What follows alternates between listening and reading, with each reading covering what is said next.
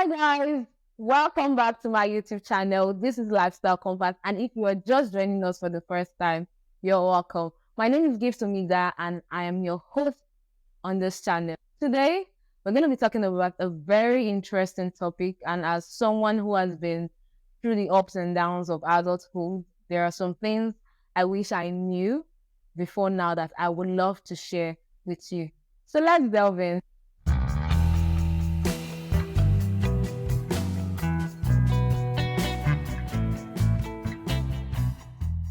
So the first point on my list is adulting is a journey and not a destination. At first, I felt adulthood was going to be like a feast stage or a destination. You know, when you just turn 18 and you're like, oh, I'm an adult. The truth is, adulthood is a journey of growth and learning and growth. Let me put it that way, self-development. I'm not just there. Now I have to start finding my own way. I have to learn how to do this. I have to unlearn certain things that I learned as a child. And I should be able to know that, oh, this is right and this is wrong as an adult. So I think when we have the mindset that being an adult is a journey and not the final destination, then we'll be able to adjust.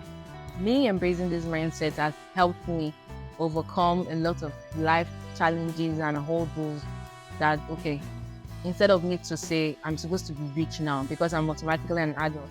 No, it doesn't work like that. So there are steps, there are baby steps you need to take to say, okay, I'm able to attain these or achieve. So number 2 is nobody has it all figured out. Don't think because you see these people on social media, let's use Instagram as an example. You know, a lot of people, they just want to show off. And the truth of the sad part is, nobody actually shows up their failure on social media. Everybody wants you to feel, oh, I am doing well, or this is how life is for me.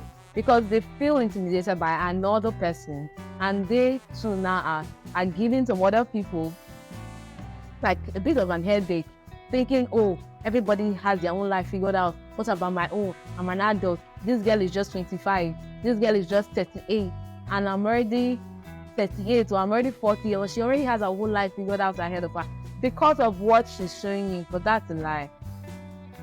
Nobody has it all figured out. So I think when we get to prioritize our own self-awareness and focus on our own journey, like this adulthood journey, like I said in the first one, I said it's a journey, not a destination. So when you focus on your own journey and you are self-aware that, okay, I know this is my strength, I know this is what I can do, this is how I can achieve it, then I don't think you will be intimidated with some other people's successes or what they choose to show you.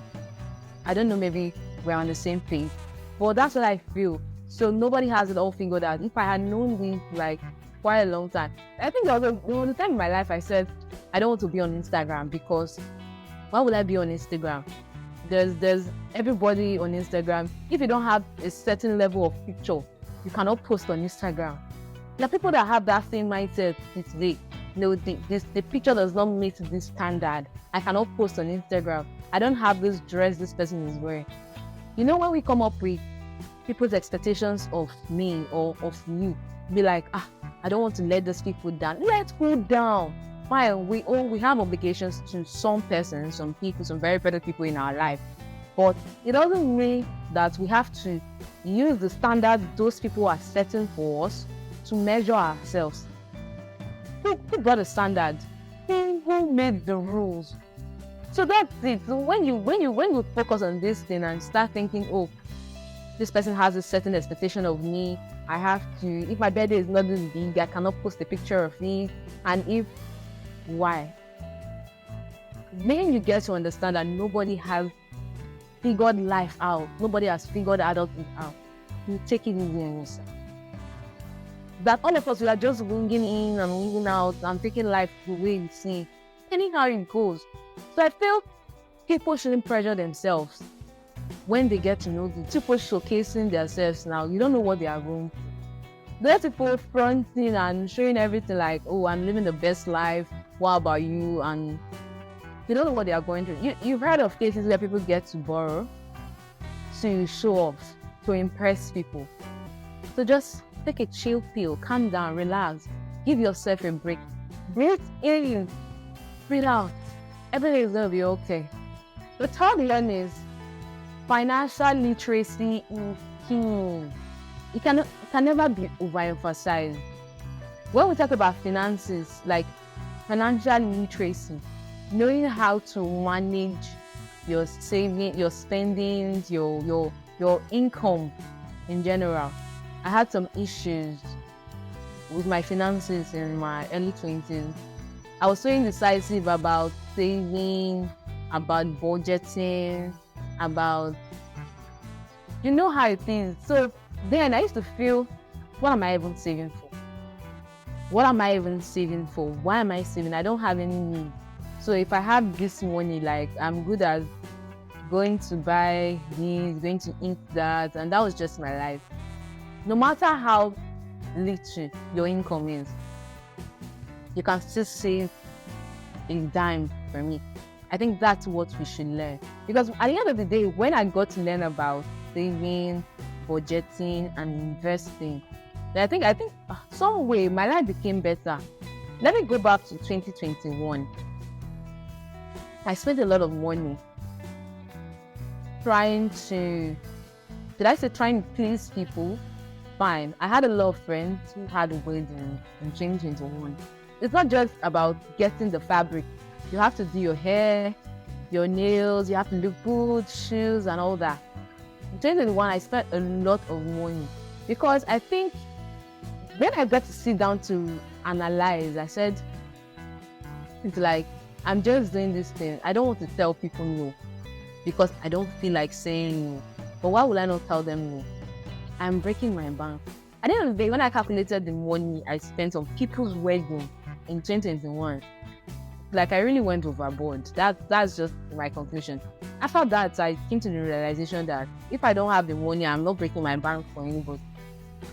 If it's not worth it, it's not worth it. I can just support you and say, oh, congratulations, thank you, you can take me.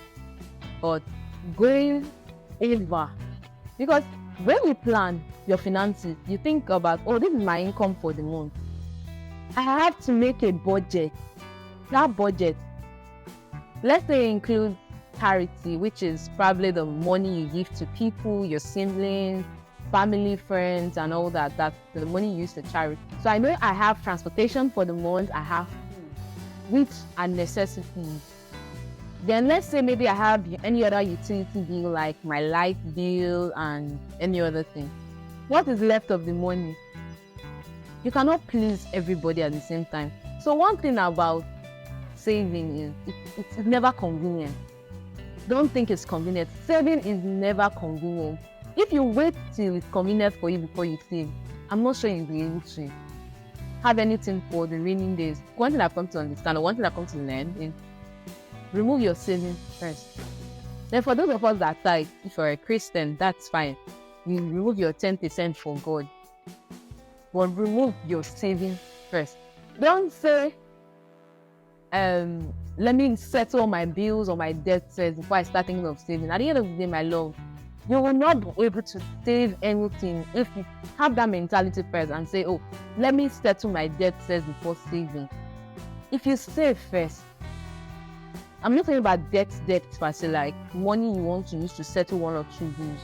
Well, I think seriously really started saving was in 2020. That's when I took my savings serious. You may not be able to invest now, but you see that saving, very important. Financial literacy. Don't buy things at impulse. Like, I just see this thing, I like it, I'm buying it. At the end of the day, you might not even end up using it. Do not buy things at impulse. Don't spend at impulse. Ajo, let's use Ajo as an example.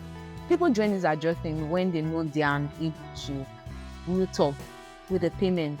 How much is your income? But yet you are going to join an Ajo for 50,000 and you know you are earning how much? How do you expect payback? There are three things: financial literacy, budget, save, invest. You'll be able to manage your funds. There's nothing bad in telling somebody, I don't have. I'm sorry, I don't have. It's not convenient for me. So there are things that we need to consider when we are spending money. The money is not everywhere. It's not in circulation. God is helping us in Nigeria, but the more we need to manage our finances and manage our resources that we have at our disposal. Thank you. The fourth on my list, guys, mental health matters. When we talk about mental health, it involves a lot. Mental health. There are a lot of things that can trigger our mental health. It can be our work environment, it can be our family, or a relationship that has gone south. Mental health matters a lot. A lot of depressed people out there that they are trying every day just to smile, just to keep going. Asking for help is a sign of strength, not weakness. That's one thing I think we should know. I feel some certain kind of way, oh please, can you help me? We should have one or two people we can confide in. When you say something is messing with our mental health, you cannot say, oh, because I want to talk to this person might actually look down on me or feel I am weak. Speaking up is a sign of strength. It's not a sign of weakness. There are a lot of people that have taken their lives today due to a challenge. They were depressed and they couldn't speak or they didn't have help. When we speak up, it can be a toxic work environment, it can be a toxic relationship, it can be a toxic friendship. Something is disturbing us. Mental health matters a lot. We cannot do adulthood. You see, this adulthood, like I said, the journey, it bumps up and down. We experience bumps. So there are some times when we are at our lowest. The best we can do is to seek help. No, I don't want to talk to my friend because I don't want this person to stigmatize me with it. I don't want this person to point out to me. There are people in this profession. It doesn't mean you are crazy. I have a mental illness does not mean I'm crazy. There are different types of mental illness, and before you know, they graduate from one stage to another. So at the early stage, when we notice that, oh, I don't think I am okay, I have this anxiety problem, or I feel I'm depressed, I'm always sad, I think we should reach out. Try to reach out. Try to speak to someone. Sometimes, it's not every time that they say, a problem shared is a problem half solved. A problem shared is a problem half solved with somebody who is reasonable or who is knowledgeable about the cause of what you are talking about. So don't just feel, oh, I have this next door neighbor, I think I should talk to this person. This person you are talking to, do you feel this person is wise enough to be able to advise you or to be able to render help to you? There are some situations where you can tell me, oh, this is my issue, but I may not have enough knowledge. And I can say, oh, I can actually support you and say, how much is this treatment or how much does seeing a therapist cost? And you see a therapist, can you visit this person? I can recommend this shrink or this person to you. So I don't think our mental health is something we should overlook. It's not something we should overlook. It's something we should actually be intentional about. Any small trigger, I need to talk to somebody about it. I need to sort this thing out. There's something about anxiety. You know, we're just anxious unknowingly. I don't know how this thing is going to turn out. I don't know if I will make it. So people are already depressed about adulthood alone. Let's say they take judgment now from their family and say, oh, my sister, my brother, they are this age, they've not made it. What about me? They're already thinking downwards. What about me? Do you think, I don't think I will make it. Nobody is there to help me. So when you start having negative thoughts, these things get to affect our mind. So it's not just about work, it's not just about relationship with others, it's about the relationship with ourselves. How do you think? Are you a pessimist? Or are you optimistic that, oh, I know something good, something right is going to happen? I don't always feel the negativity of every situation. I don't see the negative side. I feel positive about this. Be intentional about it. Last but not the least, we have community support is everything. Community support is everything, can never be overemphasized. When we talk about community, we're not just saying people in your family or your street, people that believe in you, in your potentials. Have mentors. Imagine you are going through a lot. It's the people you have around you that first of all notice, and those are the people you'll be able to first of all reach out to. So no matter how it is, try to be in good terms with the people around you. It may be your neighbors, it may be the people in your work environment, it can be anybody at all. And apart from that, so you can also get mentors. Mentorship is very important. Someone you can look up to. So I'm not saying you should have a role model. A role model is quite different from a mentor, you understand? A role model is somebody, oh, I look up to this person, I'm aspiring to aspire to be like this person. No, that's a role model. But a mentor is someone that will help you through your journey. How is it going, Gift? Are you okay today? Have you drunk water? I used to have issues with drinking water. So I used to have somebody to ask me and to follow up with me and say, this is the reason you need to drink water. You understand? So I'm just checking on a lighter note anyway. Mentorship is someone to help you in your journey. Mental health. You have issues. I have issues at work. I can speak to my mentor. This is how it's going. It can be your pastor. It can be your older brother or sister. It can be someone you respect a lot in the community or where you reside. Just have a mentor. Let's take an example for people who just concluded the Guinness World Record. The person with the hackathon and the chess of which we just concluded. You can see the way Nigerians trooped out in mass to support these people. So imagine the guy playing chess. He was doing his thing and there was nobody to cheer him on, to clap for him, to say, oh yes, go, you can do that. He will get tired. So this is where community comes in. I don't know if you're understanding. This is where community comes in, where people are there to support you. Community support, family, friends, church, your street, wherever place you get to find people. Community support is important. People that genuinely care, that can care for you and say, yes, keep going. It can be just one person. It can be two people. It can be only your nuclear family, your own immediate family. It can be your extended family. Just people you know that genuinely care for you. So you should try as much as possible to belong to a community. It would go a long way. Try to belong to a community. It should go a long way. I'm not talking about cult though. I'm not talking about cult. You're not talking about all these people. No. Community. A good community. It can be a Christian community. It can be a Muslim community. It can be a church. Any organization. Try to belong to a community of people that you know are genuinely happy. Thank you for watching, everyone. Remember, adulthood is just a journey. And it's okay to take your time, one step at a time. Like our president said, baby steps. One day at a time. You'll get there. Also, be kind to yourself and others.